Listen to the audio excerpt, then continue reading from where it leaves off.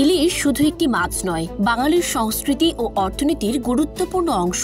পদ্মা, মেঘনা, তেঁতুলিয়া কিংবা বঙ্গোপসাগর, যে জলেই ভেসে বেড়াক, ইলিশের রূপ, সুগন্ধ আর স্বাদ বাঙালিকে মোহিত করে শতাব্দীর পর শতাব্দী। কক্সবাজার উপকূলে এখন ইলিশের ভরা মৌসুম, কিন্তু আশানুরূপ ইলিশ মিলছে না জেলেদের জালে। গত বছর এই সময়ে গড়ে 800 থেকে 900 গ্রামের ইলিশ ধরা পড়লেও এবার সেই আকার নেমে এসেছে 300 থেকে 450 গ্রামে।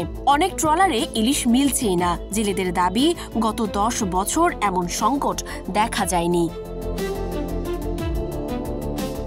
কক্সবাজার ফিশিং বোট মালিক সমিতির তথ্য অনুযায়ী জেলায় 6000 ট্রলারে প্রায় 1,20,000 জেলে ও শ্রমিক কাজ করেন। কিন্তু দীর্ঘদিন ধরে সমুদ্রের অনুকূল অবস্থা না থাকায় লোকসান গুনছেন ট্রলার মালিকরা। বারবার লঘুচাপ, নিম্নচাপ, দূষণ এবং সাগরে খাবারের ঘাটতি, সব মিলিয়ে তাদের আয়ের পথ সংকুচিত হচ্ছে। মৎস্য বিভাগের তথ্য মতে টেকনাফ, সেন্ট মার্টিন, কুতুবদিয়া, পেকুয়া সহ অন্তত 50টি পয়েন্টে এখন প্রতিদিন 8 থেকে 10 মেট্রিক টন ছোট ইলিশ ধরা পড়ছে, যা অক্টোবরে ছিল গড়ে 20 মেট্রিক টন। বাজারে এই ছোট ইলিশের দাম বেশি, পাইকারিতে বিক্রি হচ্ছে প্রতি কেজি 900 থেকে 1200 টাকায়।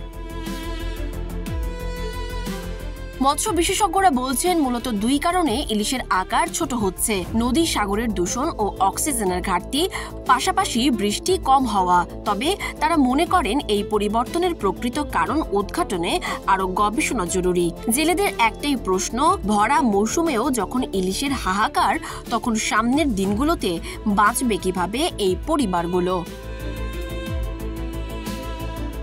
সানজিদা আফরিন, সোনিয়া, নাগরিক, প্রতিদিন।